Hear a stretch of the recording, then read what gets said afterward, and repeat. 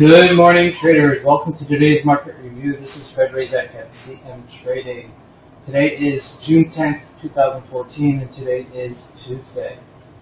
So, jumping off of yesterday's quiet day, there will be some action today in terms of the economic calendar, looking at the GBP manufacturing number coming out at 10:30 this morning. For now, that's the most amount of news that we have coming out in terms of the economic calendar. But looking at yesterday's activity, we'll see that there wasn't much activity.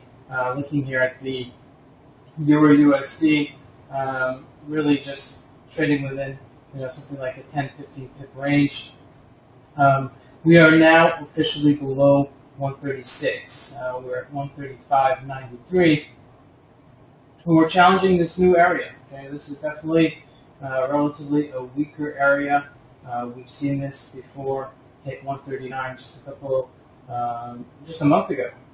So, I would expect a certain bounce at a certain point, but as you can see, we are in the lower range of it.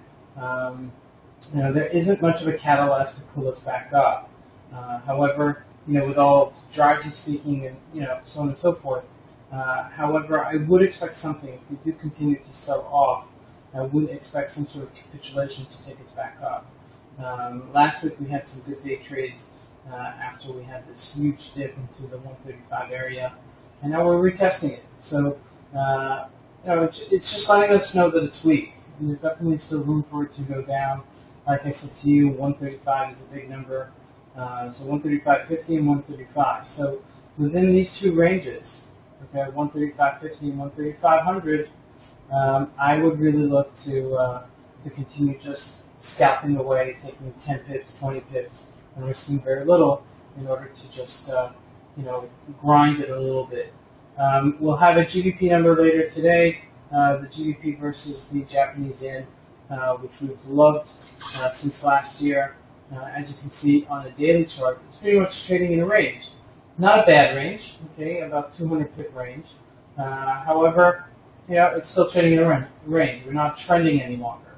So you have to be a little bit more selective about where your entry points are and to make sure that you're buying at the lower of the dip and selling the top of the move and not finding yourselves caught up in either direction. So essentially, there is place for this to continue going up. If it does certainly go above 173, we're looking at challenging the 174 level of our highs. So I would keep an eye out on the GBP Japanese yen. Looking at the USD Swiss franc, also a little bit of a rally, about 35 pips, which is nice. Okay, we're also trading in a range. Okay, we're not really trading in a trend, and so it's a little bit harder to jump at these levels and really get more aggressive. However, like I said, you could always buy the bottom of the range, sell the top of the range just to make those quick bucks. Looking at gold, just not much doing in gold. It's holding at 1254. It's been beaten up, as you remember. I would expect it at a certain point, okay, to start challenging these 1282, 1284 level. I've been saying this a couple of times already.